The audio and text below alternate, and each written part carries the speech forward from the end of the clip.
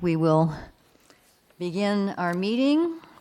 We'll show that all committee members are here. First of all, we have public comments on non-agenda items. Jim, are you disappointing me? Nothing to say? Okay. I can't see your face because of the light. I don't know why they don't get a blind in the back. It's just terrible. All right. Current business, meeting minutes, a motion to approve with the corrections submitted by Mr. Mosier. Motion to approve. Seconded. All right, they are approved.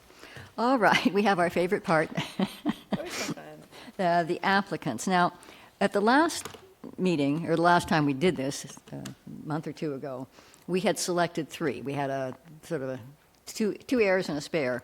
And do we want to just go with her as one of ours? Because we had selected her, or were there the change in the... So how many are we selecting? Two, right?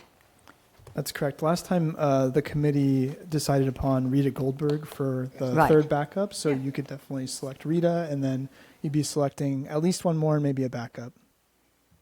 So, but you want to start with who you... Okay, so yeah, so we're keeping Rita, right? Is that... Okay. Okay, so- yeah. And okay. then my next recommendation would be Chuck Ebner. All right, let me make my notes to myself. I can open them. I'm good with that. I think I am too, but let me just, for heaven's sakes, what's going on here? There we go. All right. Yes. Yeah, so we're there. And a third choice, just as a backup. Do we need a third? Well, we don't. We want to just wait till next time, if we have a next time? I would. Okay, all right. So that it is Rita Goldberg and Charles Ebner. Would you like to take public comment on that? Huh? Public comment on that, or? Oh, yes. Public comment on that? Oh, okay, all right. Thank you. Thank you, Chair Gardner. For the record, as you know, my name is Jim Mosier, and I just wanted to note again that the number of applications you have is smaller than it used to be like a year ago, and that, I believe, is because of the 2-year retention policy of the city clerk. And I noticed from the timestamp on the very first application you have here from Ms. Ackley, that just barely squeaked by, and in the next round that would disappear because they would be discarding that, being more than 2 years old. And it's not entirely clear to me, so you might want to, for future reference, inquire how these new opportunities are being advertised, because they were very widely advertised in the past, and I think not so much now. And I also noticed the original applicants were asked to fill out a survey form giving their areas of interest and expertise, and the new applicants seem not to be being made aware of that by the city clerk. I noticed that. Are we publicizing it in the same way? Yes, it's being posted online and in the Daily Pilot. Okay. All right. Part of me thinks that maybe it's because we have been going on a while, they may think, oh, well, I've missed out on all the good stuff, so I'm not going to apply. All right. Review of the GPAC October 2nd meeting, the attachments, the vision statement, and workshop documents. I know Susan here is going to speak on the vision statement. One of my concerns is how we are going to structure the workshops. Because in reviewing particularly the natural resources, and I sent you some notes on that, when I look at that, so much of it needs context. And I will use the conversation that Paul Watkins and I had. He said that we don't want sand dunes, basically. We don't want what? Sand Oh, dunes. sand dunes. Well, yeah, in the abstract, you probably don't. But if I said, well, do you want sand dunes or a seawall? That might make it a difference. And if we said, and maybe people don't understand that if you build a parallel seawall, it actually erodes sand. So we need some of that context, and I want to be sure that it's provided, because some of these questions, they don't make any sense without that. So, and hopefully, as we're structuring, and I know you said that we're going to the outreach committee with this first, but to be sure that we have plenty of time for interaction. Because if it's not going to serve our purpose if we're just talking from here to there, and there's not that feedback. So I'll be interested to see what the outreach subcommittee comes up with. I do have a little more information on Okay. that I've sort of filed under the overview of the general plan update process items Okay. on the next item, All if right. you'd like. Okay, great. So any comments from us on terms of the vision statement or the workshop, things that are going back to the subcommittees next week, I believe? Yeah, so I have scheduled the vision statement subcommittee as well as the recreation, natural resources, and safety subcommittee meetings. So all of what you're seeing as part of your packet will be presented back to those subcommittees for further refinement before we come back to the GPAC. Okay. So this is, just to clarify, this has not been reviewed by the vision Not yet. subcommittee since the GPAC? Yeah, right. Okay. That's correct. Yeah, those meetings are next week. And I think this will be an interesting experiment because it's hard to get everybody's schedule together and it's hard to get rooms and everything. So we're trying a noon time because everybody has to eat lunch and Zoom so that everybody can participate. Now, Zoom meetings sometimes work and sometimes don't work as well, but it will be an opportunity to see if this works. To me, it would be an opportunity for us to have even more subcommittee meetings, the back and forth, which we'll talk about later, which is, I think, so important. Okay. Because of that format. Yeah. Yeah, I mean, it's an easier thing to put together and everything, so. All right, so on the vision statement, anything that Not new? on it. Okay, public comment. And I think you all got this, this was a copy of this, of Susan's Yes. submission? Okay. Good evening, Chairman Gardner and members of the steering committee. My name is Susan DeSantis, and I'm a member of the General Plan Update Committee. I submitted some comments because I felt we were missing something, and I wasn't sure that I was going to be able to provide that input to you without spending a little time building it out, which is what I did and submitted. What I would prefer to see in terms of a vision statement and guiding principles, what I feel about where we're at right now, and I will attend the meeting of the Vision Committee, and I will also say that I missed the first several meetings that did take place with the Vision Committee, so I came in late to that committee and don't know exactly what process they came to get to where they are. But I did go onto the website, and on the website there is a survey, and the survey starts out, I think there's like 4 questions, and the first question is describe 3 things that are missing from the city. I think, is that what it says, Ben? Or that you would like to see in the city? It sounds vaguely familiar. It's something to that effect, yes. Okay. And I thought about it, and I thought, well, what you're really trying to do here is to stimulate some thinking about the future and how we could plan to get there. I don't feel the current vision statement and guiding principles do that. I think what they do is give us more of a business as usual picture of Newport Beach today than it does looking out to 2050. So what I tried to do with what I submitted was to highlight some visions that were more thought-provoking, perhaps. And I think, in my own opinion, today, where we are with our world, with our economy, with our community, and the younger community in particular, as we're in the midst of change, and pretty significant change, and business as usual is not really where it's at. We need to think creatively about the future.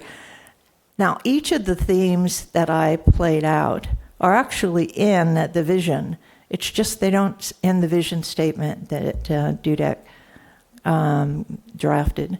But they don't really stand out. They don't really grab you. I don't think it is something that a community member, particularly in the age group I'm interested in hearing from, because they're going to be here in 2050. I'm Are you assuming that suggesting I'm not? I'm suggesting I may not. But that's the point. I want to be thinking creatively about the future.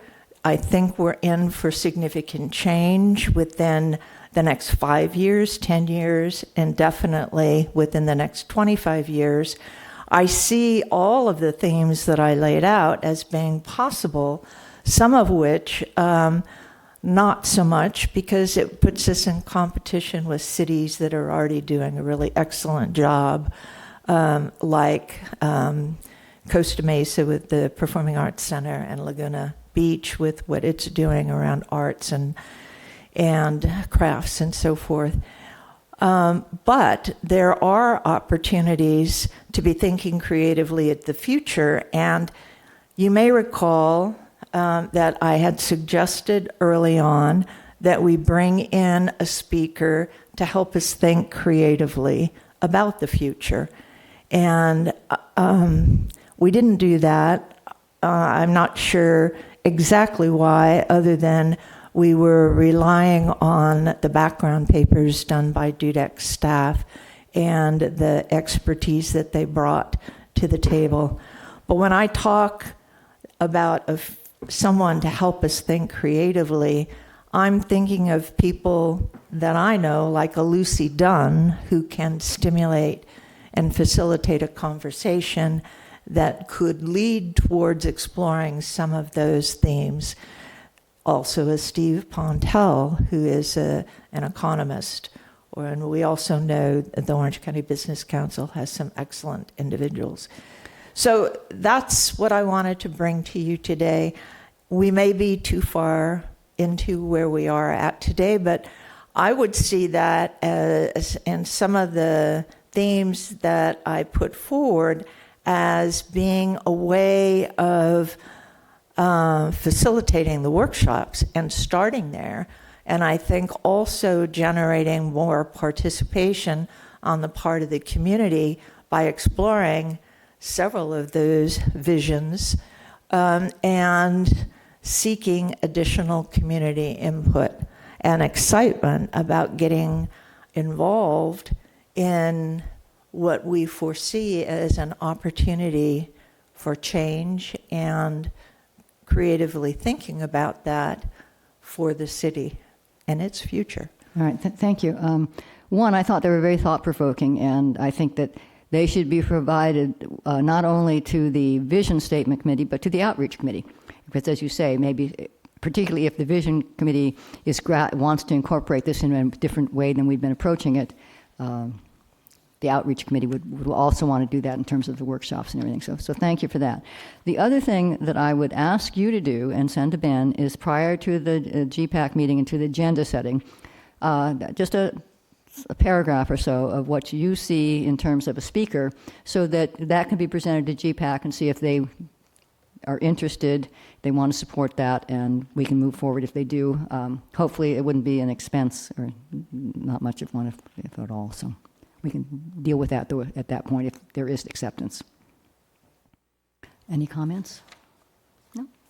All right, thank you for your hard work. I was really blown away when I saw this. Like, this is really cool. Yeah, it's great. All right, and now to the overview of the general plan. Madam Yes. Chair, it looks like... Oh, I'm sorry, Jim. Go ahead.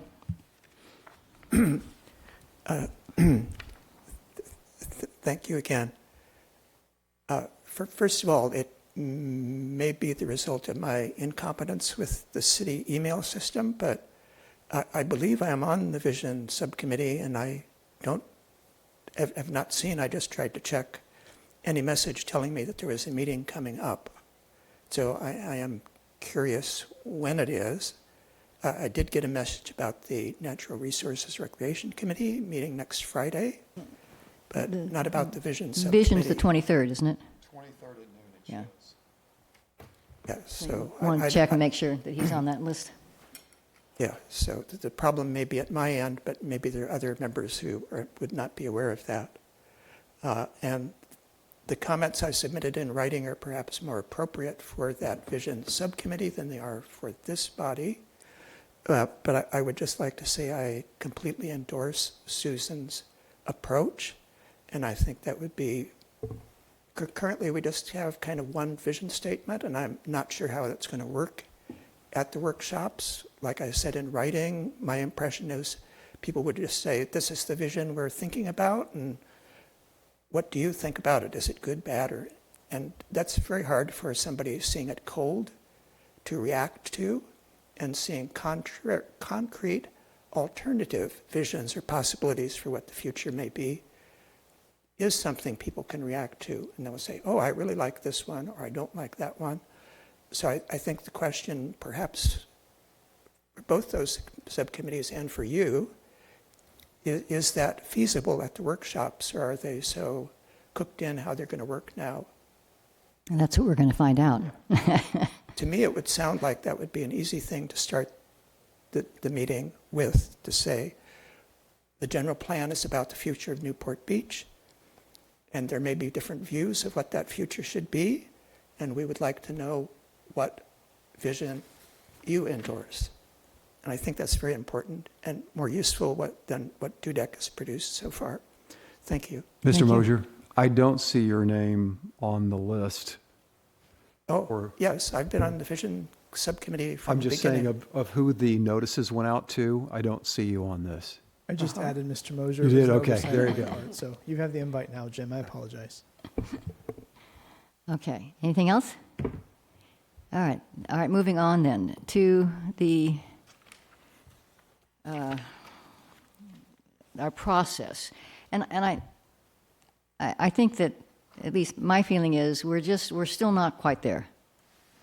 And I think we've seen that in the last couple of meetings where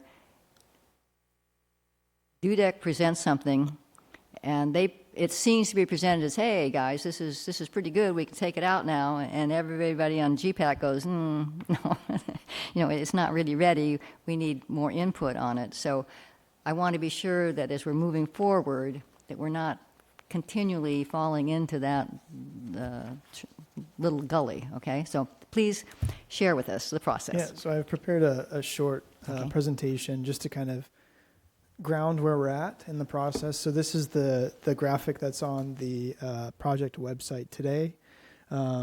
Basically, just wanted to show that we are only in phase 2. Phase 1 was a large lift in terms of the amount of community outreach and engagement that was done. Obviously, the culmination of that phase included the existing conditions and background analysis reports that were prepared, filtered through all the subcommittees and accepted as received and filed by the GPAC, and also the Phase 1 outreach summary. All of the Phase 1 efforts have helped to inform what has gone into Phase 2 so far, and that is the vision statement, as well as the goal topics and policy action ideas that were presented at the last GPAC meeting. So all of those ideas presented, the vision statement, have a nexus to the input received through Phase 1. Today, again, we are in Phase 2. We just sort of have started this with the draft of the vision statement and the draft of the different goal topics and policy action ideas. Moving into more of what Phase 2 is, we're conducting outreach related to, again, planning for 4 community workshops, continuing online engagement that complements those workshops, including go-to-them meetings where we will take general plan presentations to HOA meetings as requested by GPAC members, and also holding stakeholder interviews. These were with groups that were identified on the Phase 2 outreach. Yes, Okay, Chair. let's break those down. Sure. So the community workshops, how are they structured? Where are, what's the sort of outreach and what's the outcome that we want from them? Sure, I'll jump ahead. So we've got 4 prospective tentative upcoming workshops. I've highlighted the November 21st date because at the GPAC meeting, we presented November 13th and November 14th. As you probably know, the city is very busy. We are an election voting center during the first part of November, so the community room on the 13th is out of question. The Friends Room is not available, and Marina Park is not available, so we have to pivot and find a new date. I did float that date through the outreach subcommittee chair, Annie Clowerty, and she was comfortable with the Thursday, the November 21st date, being that it's at least a week before Thanksgiving. We think that is probably the latest date we could possibly do for a workshop. But anyway, that's why that one's a different color. These are the workshops. We are contemplating 2 topics per workshop. In terms of possible format, these are, again, nothing is baked at this time in terms of we can't change it. So to Mr. Mosier's earlier comment, we could absolutely fold in some more refining of the vision statement or some different interactions with the vision statement, depending on what the vision statement subcommittee and outreach subcommittee decide. But really looking to do sort of a welcoming introduction, very brief overview of the general plan and why it matters, and then dive into a consultant calls it a World Cafe style breakout sort of session where we have various stations where you can spend as much time as you want talking about something that is at that specific station. So if there is a topic of coastal resiliency and we're talking about natural solutions for sea level rise versus man-made and what's the right balance. So there definitely be context provided at each of those stations and just an opportunity to dialogue about those different topics and understand what the community values. I think it's also important to note that the workshops, it's contemplated they will have a complimentary virtual online activity. So the messaging going out to the community will say, you can't make this workshop, but you're interested in this topic. Here's an online activity that you can participate in instead. So this is sort of where we're at today with possible workshop formats. There will be probably different formats for each of the workshops depending on the topic, but just wanted to give you sort of a taste of what this may look like. So I don't know if you have any questions on this slide before I So move at on. the World Cafe, there will be someone taking notes so that we get a lot of feedback from the discussions that are being had? Yeah, the idea would be there'd be at least a DUDEC, Cairns and West, and city staff person at at every single station, if not more than one person, to make sure we can engage appropriately. Okay. Let's see. So I'm going to go back, if I may. So that sort of dives into the community workshops. We're really looking to refine the information that we've gathered from phase 1 and sort of help draft those into potential goals and policies. That's ultimately the objective, is sort of informing what goal topics does the community resonate with, how are we going to achieve those goals, and those will help inform the potential policies that could go into the general plan update. So looking to really continue the outreach that we've already started, continue the conversation, so to speak, and then start really drafting what the general plan update would look like, floating that through the subcommittees, the GPAC and the steering committee, and then also the various boards, committees, and commissions that are responsible, such as the Harbor Commission and Parks, Beaches, and Recreation. Okay, so on the stakeholders, do you contemplate a joint meeting between the subcommittee, say, and the commission or committee, or how is that going to function? And that could absolutely be a possibility, is a study session maybe at one of those commissions where we have the subcommittee there to present sort of the findings or ideas so far and get reactions from those various committees or commissions. I don't know that we've exactly landed on how that will look, but that's kind of what I envision at this time. Okay. And it says online engagement. Again, in all of this, and I know you're going to talk about this at the outreach committee, but how are we anticipating really getting the word out? Because this is getting down to the really critical aspects of it. And we had if we look back, when we first started this, before we did the housing element, before everything sort of got stopped, we had a really good first session. I mean, we had the thing out here that was well attended, and we had fairly good attendance at the workshops, although it tend to be the same people. But we haven't had that spark since then. So I'm looking forward to the outreach committee coming up with some ideas that we can do without breaking the bank, of course, but to get that word out and making maybe GPAC even members more active in that. I hope that will happen as well. Yeah, so part of getting the word out for the workshops at least will involve think actually this week in the city manager's weekly newsletter, we're going to have a highlight in there with the workshops. And honestly, we've found that her newsletter get the most engagement, and we get the biggest uptick because they're cross-posted into Stu News. So it hits a wide variety of people and readers. So we'll look forward to a large uptick there. We'll also be doing newspaper advertisements, just kind of advertising that we're moving into phase 2. And we'll be preparing social media graphics that GPAC members and steering committee members could share to help advertise. Okay, so, and is the public information officer, is he involved in any of Yes, this? Okay. absolutely. Yes, all with everything. Okay.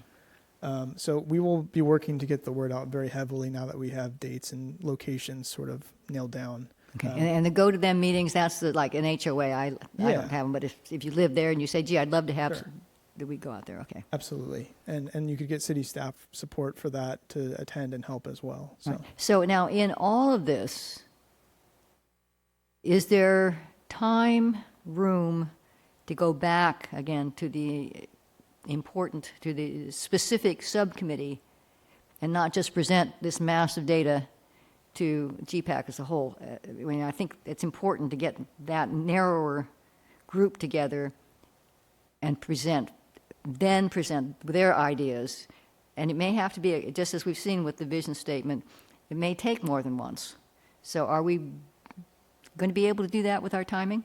yeah, so I think your point earlier was well said in that we're trying the virtual meetings. Those will allow us to be a little more nimble. It was very easy this time to coordinate with a chairperson, send out a single meeting invite and not have to do doodle polls and try to wrangle up responses to that before I even puts them on the calendar. So I've actually gotten very good positive acceptance rate, I guess, so far of those meetings. So I'm hoping that it'll have a good turnout. I think that'll allow us to have more subcommittee meetings easier, and it'll be a better process moving forward. So I could definitely envision, as long as that works, obviously we can do hybrid meetings as needed, but I think having the opportunity to do a virtual meeting that is identified by the chairperson as the best date is really going to free up and allow us to do those more often. Well, I would hope it would also allow us to rely on the consultants' time a bit more than if they have to drive down and everything, so that it's Yes. not running up the bill as much. Absolutely. So kind of dovetailing into the slide I have before you here, this is just general seasonal timeframes of what we're looking for. And I think one thing that's really important to highlight is in the fall and winter, the earlier segment there, it's critical to start getting more community input now. And as we saw, I think you made the comment, I found it really interesting, at the GPAC meeting, Mr. Watkins' comments were exactly what was intended of the community with the documents that were shared. We want reactions of that nature. What do you resonate with? What gives you pause? And we record that feedback and can report it back for the full GPAC. I think the concern is the GPAC could certainly workshop everything over and over again and continue to wordsmith, but we need to really start getting community input to drive the process and keep moving forward. Right, but as I say, it's also important that we provide some context because otherwise we're going to get reactions that are not actual. Yes, They're just a prejudice and uninformed. understood. I mean, there may be people that still go, yeah, I prefer seawalls. Okay, fine, but at least you understand. Yeah, totally agree. So we think it's important to start, going out to workshop with these topics to get reactions from the community and sort of continue that conversation we started in phase 1. With the ability to start moving into the community, we would look to provide draft general plan policies and goals through the subcommittees to the full GPAC in February and March of next year. And that's very realistic as long as we keep moving forward. Okay, it seems very ambitious to me, but Well, and I think part of the point we've been hearing from the consultant is we actually got a lot of input in phase 1, and all the input has informed the drafts that we have so far. So it's not that these are coming out of Dudek's brains. This is input we've received from community members online at the pop-up events and through GPAC members at the subcommittees and at the full meeting. So it is really synthesizing all that information into draft language. So just want to make sure it's clear that phase 1 was not for naught. It was very important, and we actually got a lot of great input. No, I agree. And then I hope that we'll also be flexible and learn from the first workshop. In case it's not absolutely fabulous, that we'll be saying, well, this could be improved. And that's actually, I'm glad you're saying that, because that's actually a nice thing about postponing that first workshop. So it's now a week later than so it's not 13th and the 14th. We actually do have the 14th and now the 21st, so we can augment a little bit if we need to make it better. So I can appreciate that.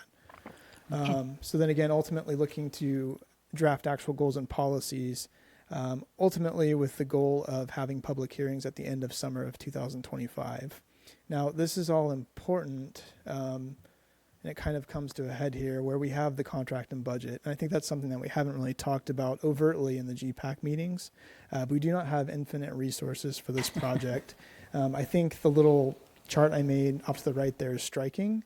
We've already expended over half of the cost of services that we are under contract for. One thing I will say is, if you recall, we did not always have the subcommittee cadence with chairs that we have today, and I think that's been working very well compared to what we had going into 2023. That does require a little more hands-on from the consultant in terms of support, so I think they've been burning a little bit more than anticipated. The reason I'm sharing that is you'll see in the third or the fourth bullet point there that with council's authorization, we're now going to go back to council to consider more support for the noise element. And part of that's going to include a little bit of additional resources to support the GPAC better. So we'll be coming back for a slightly higher contract amount, but not enough to accommodate continually workshopping documents and going back through the subcommittees. We really need to start making progress. And I think, to your point, we can go through the subcommittees more nimbly with the virtual component, and we can definitely start or make sure that before we go through with any drafts that are shared with the full GPAC, we'll go to the subcommittee first. I think that's very clear that that's the process that works best. But I think, especially with the vision statement, I think that's just a prime example. We did sort of have general support for it at the September 4th meeting, and then it sort of backpedaled at the October meeting, which is fair, but if that continues, I am concerned we're not going to have enough money or time to finish the project. Okay, so Go ahead. in seeing this diagram, I guess two questions. When you say the subcommittees are becoming more efficient, do you mean time-wise and the hourly rate for DUDEC, or the amount of work being produced? Well, I think the process has become more efficient because prior to that, we were in December of 23. I remember that meeting very well. I wasn't there, but I watched the footage. If you remember, we came to the full committee with the resilience document, and everyone, pretty much the full committee was like, this is too much. And there were a lot of opinions. So we refined the process and started going back through the subcommittees for every document. I think having the chairs report out at the meetings and sort of take ownership as this is our document in a sense, and we did put input into this, really changed the cadence and made it more smooth, in that the subcommittee had buy-in on that document, and the GPAC was more supportive of that because it did flow through the subcommittees. But I think what I'm trying to convey here is when we went into contract with DUDEC, subcommittee meetings were not part of what was contemplated at all. So that sort of been added in and has taken place of some of the GPAC meetings. They did factor about 2 GPAC meetings per month, so that's helped us quite a bit. But I just wanted to share that they are sort of doing a faster burn rate because of the amount of support that we're giving to the subcommittee meetings. Okay, and where did you think you would be at this point? I mean, if we're in the second phase, is this going to get us to the end? It's close. It's a very thin budget. It's not very much more that we would need to ask for as part of that possible amendment that I'm referencing. But it's definitely, I guess the point I'm trying to make is the margin is not big enough to allow us to continuously go back to the subcommittees to continuously revise documents until we start getting them out to the public for review. I think at some point it needs to be that these documents are a great start, and we need to really get community input before we refine further. Because if we continue to go back through the subcommittees, then I am concerned we're really going to burn through that budget more quickly. I think one of the problems, there was a bit of a misunderstanding, and it's just words. But when things were presented to GPAC for sort of their approval, it was presented more as this is just so we can move forward, not as, and then it came back and it seemed more like, and now we have close to a final. So I think that there was confusion because when everybody said, okay, well, we'll move it on forward, they were still thinking it would come back. So I mean, I don't think that anybody anticipates that every single time there's a comma change, we're going to go back to the subcommittees. But I do think there was just a misunderstanding of the process, which is why I think there was confusion at a couple of the GPAC meetings. That's fair. Public comment. I have one more slide before. Oh, I'm Ms. sorry. Mosher, Okay. Uh-huh. Last slide, I promise. Okay. This is just upcoming meetings. Again, I just want to reiterate that we have scheduled the Recreation Natural Resources, Safety, Vision Statement subcommittees. We've also scheduled the November 6th GPAC meeting. It'll be really important that we're able to window the safety and both the Recreation Natural Resources product as well as the vision statement at that meeting and get at least enough support to share them at the workshops. Because if we don't have that happen, then we won't have anything to share at the November 13th okay. workshop. So it is very important that we make that work. And I think the great thing about a virtual meeting is if we needed to have another subcommittee meeting before the 6th, we could absolutely try to arrange that. Pending meetings, we also are looking to schedule, I'll be working with both Jim and Susan here to schedule a noise and land use subcommittee meeting, as well as arts and cultural historical resources. Those are planned for the December workshops. And then obviously outreach subcommittee will have input on the workshop formats as well. So again, as I mentioned at the last meeting, very busy. There's a lot going on, but we do have some good progress to make in October. That concludes my presentation. This was very helpful. Thank you. One comment. Given the issues with land use, pushing it off like that, do you feel comfortable with the potential comments that you could get on land use? So the idea for land use, we're looking to host that workshop December 5th. Oh, okay. So I'm hoping that we have enough time to work with Chair DeSantis and the subcommittee to refine the draft document in a similar fashion that was shared for the other subcommittees, but ahead of going to the full GPAC. So my goal is to share that with the land use subcommittee and continuously refine that before bringing it to the full GPAC for review this time. Do we have any, I just drew on myself. Do we have any idea of when any of the legal issues will be heard? Not at this time. Not this time. We don't know if it can be even this year.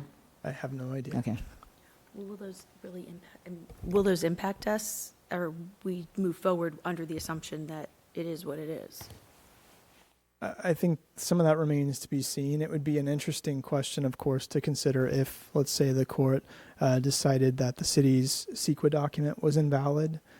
Then what does that do to the housing element? Does that all filter through to the land use element and the entire general plan update, frankly? It's going to be an interesting outcome, and we just don't know at this time. I know there's still sort of information gathering. So that might be also helpful is to see from the city attorney's office if they have any idea of, say, a court date or any discussion. We don't need to be part of it, obviously, but if they're having discussions with the plaintiff or anything like that. Just to be clear, are we all talking about the green light, or are we talking about CEQA? There are now 3 lawsuits, I think. 4. 4. Oh. Can you, would you mind, Ben, just giving us a quick, are you in a position to just give us a quick top Sure, line I can just tell you what they're which generally ones, about. Yeah, okay, So that'd be great. we thanks. have 2 filed related to the city allegedly violating Charter Section 423, which is fondly referred to as green light by some, by 2 different parties. So that's kind of the 4th and the 1st. Second was a complaint about the city's CEQA document being invalid. And then 3rd is related to Public Records Act request. The CEQA document for the land housing element use. So implementation. just for the housing element? Yeah, Just for the housing element? which is the land use element update to include all the new units. So it is directly related to the housing element and its implementation. Okay, thank you. Right. Public comments on the process? Oops. First, regarding the budget and the $60,000 that Dudek is charging per month, I do not recall that we've seen Dudek, the public and the GPAC members have not seen them for quite some time. So I'm curious, are they currently burning through the $60,000 or are they on pause? And if they are burning through it, exactly what are they doing right now to justify the $60,000 a month? That's a question. That's part of that's just if you have a contract, you've agreed that you're going to pay them that. But Ben, I'm sure that they do things besides come to the GPAC meetings. Yeah, I mean, a lot of that is they were preparing the existing conditions and background analysis reports. That's something that took a lot of time. The burn rate also includes Cairns and West time in preparing for the workshop plans, the outreach and engagement plans. It also includes the drafting of the vision statement and the policy work that they've done so far.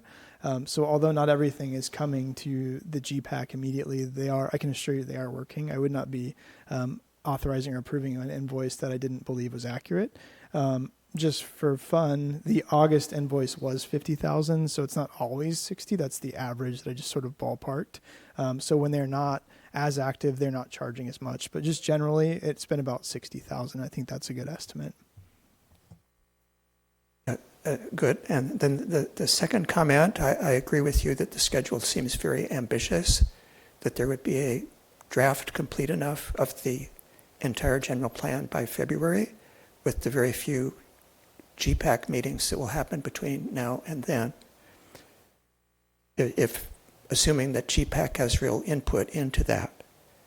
GPAC will have real impact, and I agree. Yes. I will be interested to see if we can actually meet that. But the beauty of it is, at least it's not like the housing element. We don't have this deadline, and obviously it becomes a matter of money. We have to think about that, but we don't have that hanging over our head of like, oh, something horrible is going to happen if we don't get it done, except maybe a little bit more money going back to council and begging if we have to.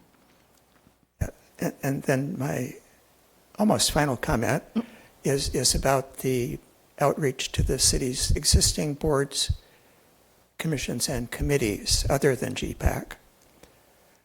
And I attend many of those, and when I do attend them, I try to let them know in public comment that we do have a general plan revision in progress, and it may affect what they do in their various boards, commissions, and committees.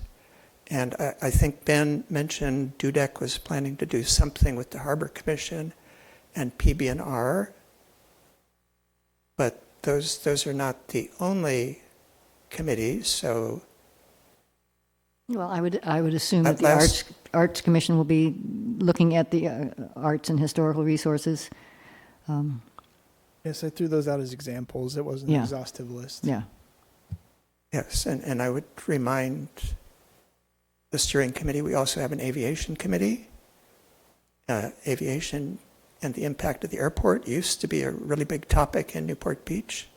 It's kind of not mentioned in the current DUDEC vision, and I don't know if they're going to try to present something or meet with the aviation committee and get input from them. If so, it's going to be difficult because they're meeting next Monday and they don't meet again until January, which again feeds into the difficulty of the schedule. Recently, they've only been meeting quarterly.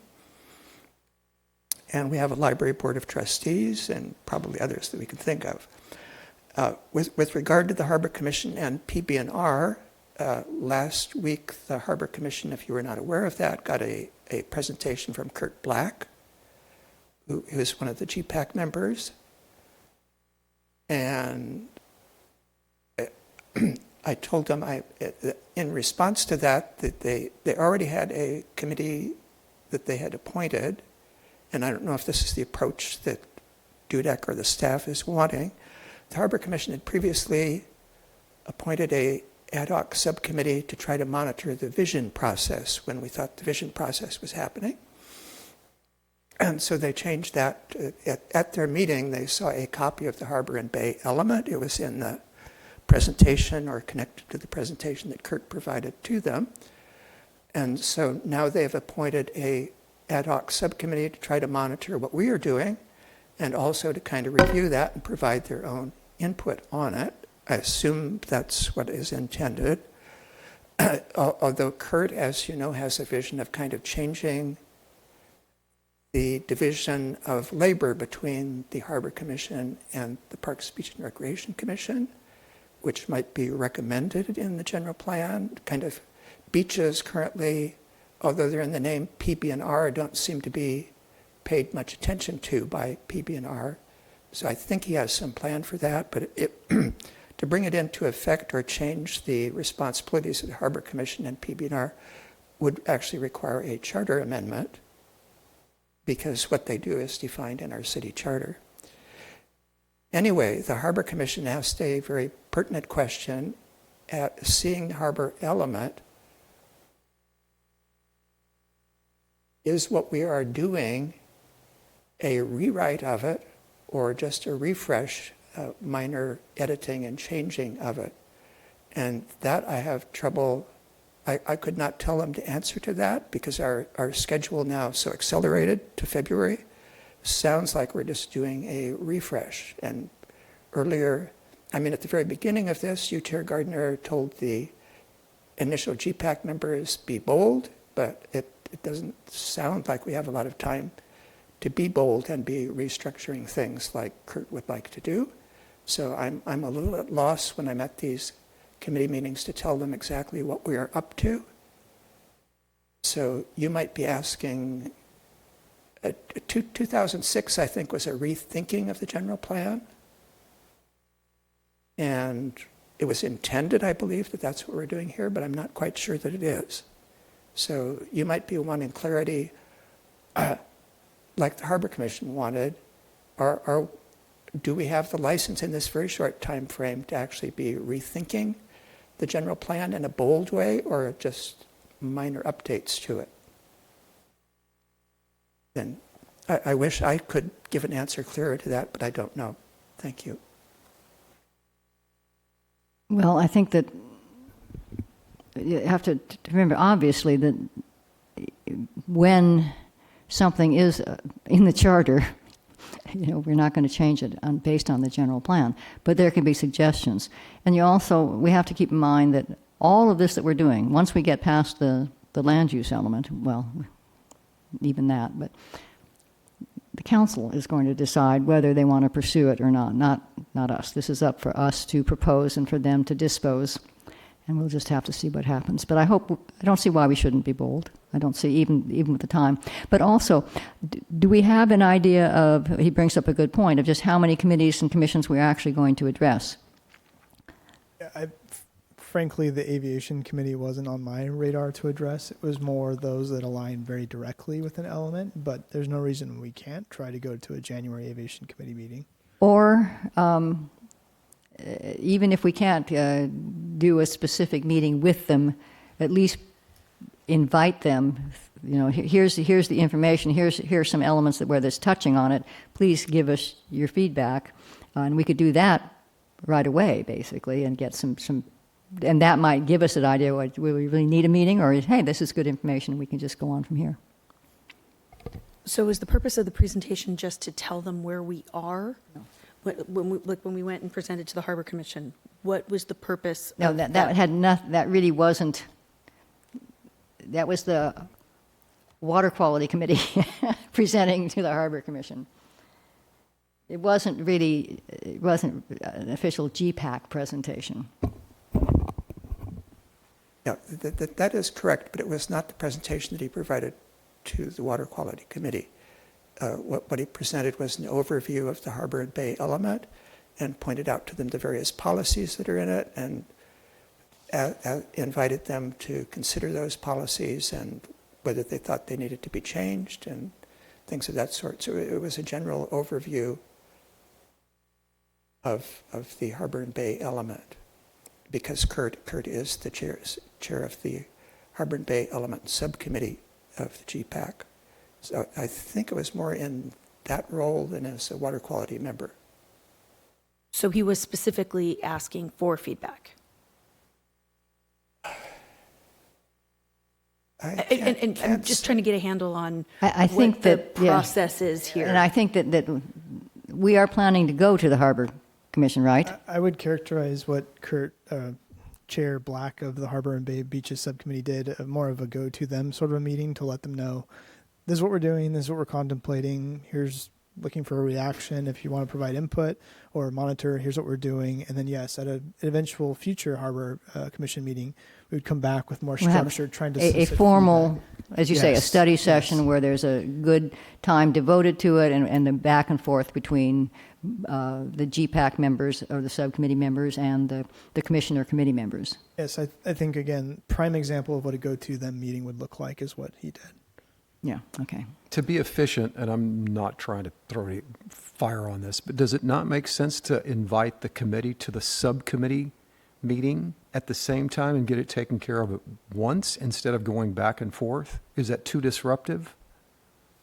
I mean, it's a possibility. I think that I would be concerned about, well, firstly, the subcommittees are not Brown Act bodies. If we did the commission, we'd have to agendize it, do minutes and everything, put it on their agenda, which I don't have a problem with. But I do think there's some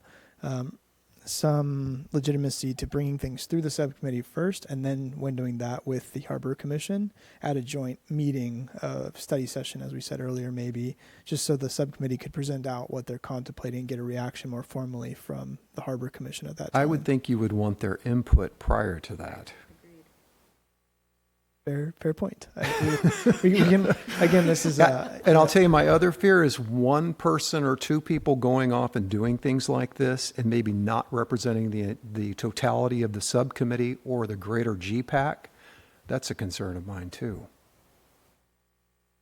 I don't know, just You know, as I say, I thought it was something that came out of the Coastal Tidelands Water Quality Committee, and not as necessary. I mean, I knew that of his background that he was incorporating a lot of this, but not as that. So we need to be real clear about that. But so anyway, I think those are good points. And as far as the outreach to the various city committees and commissions and everything, let's refine that. noted. Okay. Anything else? Any more comments? All right.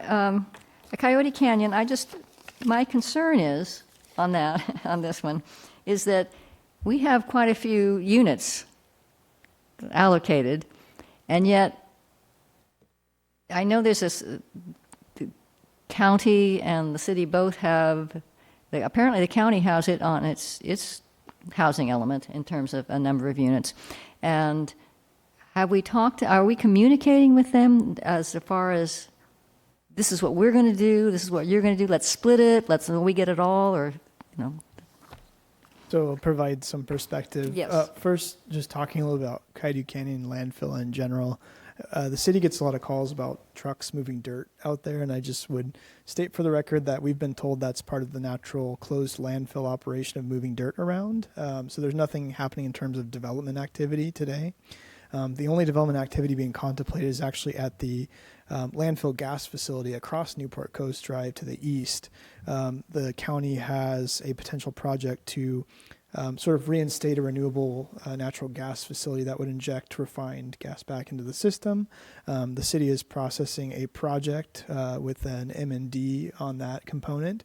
It has not been approved, but that is the only entitlement sort of project in play at this time for anything related to Coyote Canyon landfill. Now stepping into the housing element, firstly, I would say the county does not have a certified compliant housing element, so they are still very much in draft form. They, from what we understand, I guess we have not been communicating regularly with the county about the Coyote Canyon landfill site as it relates to housing. The city does have it, obviously, in our housing element with significant justification that was required by HCD to even include it in the first place. There's a lot of questions about viability of building on a landfill, but we were able to justify it to get certification. From what we understand, the county wanted to put that site into their housing element as well because they are the property owner. As you probably know, the county has lost a lot of land over time due to incorporation annexation by cities, so they have a very few sites to consider. I've been told that they were able to potentially include the Coyote Canyon site in their housing element with a complementary policy that indicates they need to coordinate with the city of Newport Beach to take any credit for it. So that would require the city agreeing to allow the county to take some credit for RENA production on that site. And that's not something that has been contemplated yet or discussed between the city and the county. So again, the understanding is they're able to include the Coyote Canyon landfill site in their housing element only with the complementary policy that they'd have to coordinate with the city to get credit for it. So if they get credit, do we not? Or can we both get credit? It would be a shared sort of trade-off. So the idea being You can have X amount of above moderate units, and the city would take all the lower income units, for example. We could come up with some sort of a sharing agreement, but you wouldn't be double dipping. Like, we don't both get credit for that. We'd have to come up with basically, you get this much, we get this much, or you get all of it. And that's not something that's been discussed to date. So from what you're saying, before the county can do anything, they have to come to us. We don't have to go to them. Is that right? That's correct. Okay. All right. And we're not obligated to do anything, even if they do. Correct. Okay. Okay. Thank you. Public comment?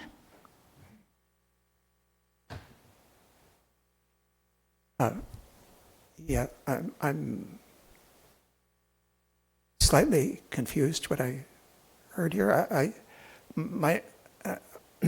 one of the GPAC meetings, I mentioned the very more impressive than ours online survey that the county was doing for their general plan update. And it was clear on their website that their general plan covers only the unincorporated part of Orange County, which is under their jurisdiction. And so it seems kind of odd to me that their housing element would be setting policy for land that is outside the jurisdiction of their general plan. And by that logic, it would seem that, like the city of Newport Beach, I believe, owns parcels in Fountain Valley where we pump water. And if we were to build housing there, we would get credit for that, even though it's in Fountain Valley. I don't quite follow this. A new thought. All right, let's follow that one. And then, when I was at the City Arts Commission meeting, one of the commissioners had just gotten the email from the city announcing this meeting, and she had looked through this because she lives near the Coyote Canyon landfill, was startled and asked me, well, what is this about? We're developing Coyote Canyon. And I told her I thought this was more going to be a presentation about the proposed development there. So I have to say I'm a little confused also about that and could explain it quite clearly to her. In our housing element, we're talking about putting these units on 34 acres. And I was trying to tell her I thought the 34 acres were the little triangle of land at the tip of the landfill that had never actually had landfill material put on it. But then when I tried to measure that and show her the picture of what it was, it only added up to about 10 acres. So it seems like somebody has come, if it's 34 acres, they're contemplating the long strip of land that goes directly adjacent to the 73 toll road, which would be a very high noise area. And I don't know if that's part of the plan. And then I looked at the housing element and it said not only the 34 acres, but there was another 34 acres that is landfilled area, but it would be feasible because it's not so deep that the landfilled material could be scraped off to expose the bare earth. And on those 34 acres, you could build another. So I could not show her a clear graphic from our housing element explaining exactly what this area is. There is a map with some colors in it, so I was hoping that was... I invited her to come to the meeting to learn all about it, and all it has to do is who gets the credit, I guess, for the houses. So anyway, that's my comment. Is there more than, less than? Do we know, as far as the acreage? So if you look in the adopted and certified housing element, the entire Coyote Canyon landfill is colored as an opportunity site. I think it remains to be seen what the extent of the viable land is. We've heard estimates of 22 acres, and it is largely the upper northwestern triangle piece that Mr. Moser is referring to, adjacent to the 73 freeway. That is where the quote-unquote terra firma is located, where there is not landfill activity. But the extent of how far south that goes is not finalized or determined, as best we know. One other thing that I did fail to mention is that we understand the county or its retained developer for that site may be reaching out to the city soon to provide more information. So we'll look forward to having a meeting possibly with the developer at least to understand their plans for that site a little bit better and can provide more insight at a future meeting. Okay. Any other comments? Sorry, Chair Gardner. Just want to Yes. provide a little bit more clarification regarding the county taking RENA credit. So there's actually a provision in the government code. It allows for a transfer of RENA obligations between a city and a county, and it's completely voluntary. So the city would have to agree, and then there's specific requirements in place. So as Mr. Mosier mentioned, he's correct. Coyote Canyon's in our jurisdiction. So we're entitled to the units, even if the county is a partner in the development of Coyote Canyon. We still get RENA credit unless we agree through an agreement between SCAG, the county, and the city to transfer that RENA. Okay. All right. Thank you. Committee announcements? Oh, Susan, did you want to say something? I just wanted to add that the county did have a housing element workshop at the Mirth Center in September. And they had a number of maps showing where the housing would be placed, at least where they're planning their opportunity sites. And they did not include Coyote Canyon. They had no map of Coyote Canyon that they were using to illustrate. In talking with Supervisor Katrina Foley, she said that they would not initiate anything, that it was really on the city's, it was within the city's purview to initiate any conversations that would take place and about housing on that site and whatever agreement they would want to make.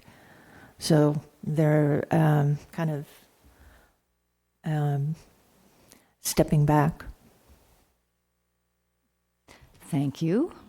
Nice to have all these people go to all these meetings. We get all this, this information. All right. Committee announcements? All right. Then we are adjourned. Thank you.